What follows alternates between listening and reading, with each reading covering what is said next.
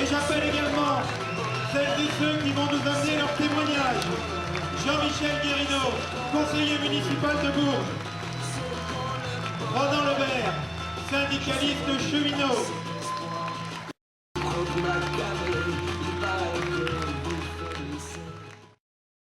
Mesdames, Messieurs, chers amis, je tiens en premier lieu à vous souhaiter la bienvenue.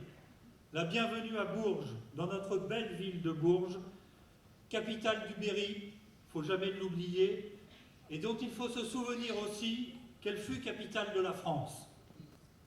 Nous sommes à 4 jours du premier tour de cette élection régionale.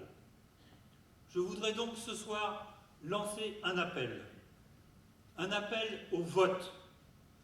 Il y a encore trop, beaucoup trop de nos concitoyens écrasés par une vie sans espoir, par le doute sur la capacité de la politique, rongés par l'idée qu'en définitive, le bulletin de vote ne servirait plus à rien, que la force des marchés, du capitalisme, de la finance serait bien supérieure à la politique, à la démocratie. Le vote de l'espoir et de la raison, c'est le vote pour notre liste, rassemblée avec l'humain au centre Val-de-Loire, conduite par Nicolas Sansu, la liste numéro 8. Ça, c'est pour les berruyers.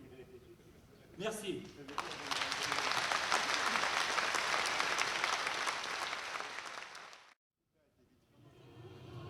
Mais je pense que c'est fondamental pour retrouver ce peuple de gauche déçu, justement, de la politique menée actuellement par le président Hollande et sa majorité, parce que nombre de nos concitoyens qui n'étaient pas pourtant socialistes et qui ont voté socialiste au second tour ont décidé de renier la politique. Il y a de l'antiparlementarisme par rapport aux élus et en fait on jette tous les élus de gauche dans le même sac. On voit que c'est important d'avoir une liste de gauche qui ne renonce pas parce que le gouvernement actuel qui se prétend de gauche et pour les gens, pour beaucoup de gens qui est de gauche, a renoncé à beaucoup d'idéaux de gauche et c'est important qu'il y ait une liste réellement de gauche assez régionale avec des propositions réellement de gauche pour une alternative.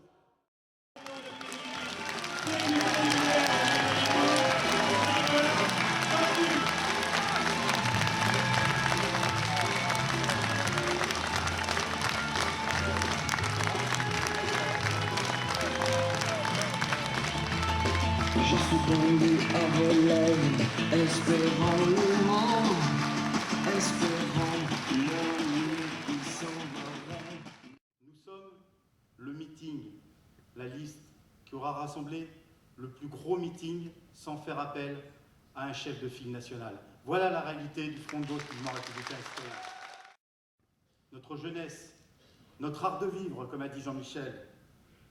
Et nous devons, coûte que coûte, faire encore plus corps pour défendre la République que nous aimons, celle de la liberté, de l'égalité, de la fraternité, mais aussi celle de la laïcité. Mais défendre la République en ayant une chose en tête, c'est que nous n'acceptons pas le poison de la haine et de la division, le poison de la haine distillé par Daesh et les terroristes, mais le poison de la division que certains tentent d'instiller pour récupérer des voix au mépris des valeurs de notre République. Je le dis parce que assurer la sécurité de nos concitoyens est bien sûr le premier devoir. Mais il faut se battre, mes chers camarades, mes chers amis, pour que la communauté nationale soit une et indivisible. On ne peut pas accepter que des paroles racistes, des actes antisémites, des paroles de haine soient distillées tous les jours et que certains en profitent pour essayer de gagner des voix, de diviser les Français, quels qu'ils soient, quelle que soit leur couleur, quelle que soit leur religion. Ce n'est plus acceptable et cette campagne tout au long de cette campagne, les candidats de notre liste, l'humain au centre, du Front de gauche et du Mouvement républicain citoyen auront été exemplaires dans cette bataille et je les remercie.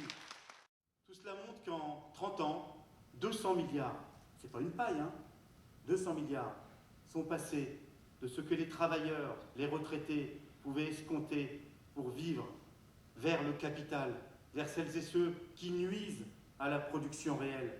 Voilà la réalité. Et nous continuons ainsi. Et nous continuons ainsi. Le gouvernement a décidé, fin 2012, d'instaurer le crédit d'impôt compétitivité emploi. Il a décidé, en 2014, de faire des baisses de cotisations salariales. Il a décidé, tout bonnement, d'aider le patronat à hauteur de 41 milliards d'euros. Pour quelle contrepartie? En région centre, c'est 3000 chômeurs de plus qui ont été comptabilisés au mois d'octobre. C'est l'équivalent, ça va faire plaisir à Bertrand, de la commune de Trouy qui serait tombée au chômage. Voilà la réalité. Et cette austérité, c'est aussi la baisse des dotations aux collectivités locales. Toutes les collectivités en sont aujourd'hui victimes. Et je sais que Denis Durand, du Mouvement républicain citoyen, qui est vice-président de l'Association des maires ruraux de France, sait combien c'est pénalisant pour la région, pour la collectivité régionale. C'est 60 millions d'euros de moins entre 2013 et 2017. Souvent le cas de le dire, mais les entreprises cotées au CAC 40, en bourse, les 40 plus grosses entreprises, celles qui forment le CAC 40, ont dégagé 47 milliards de profits en 2013, 62 milliards en 2014. C'est insupportable, tout comme il est insupportable qu'on accepte cette optimisation fiscale, comme certains disent. C'est de l'évasion fiscale. En fait, c'est de la fraude, disons-le.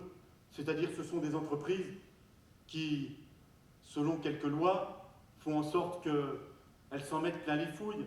Ça suffit ce monde où le fric prend le pas sur tout.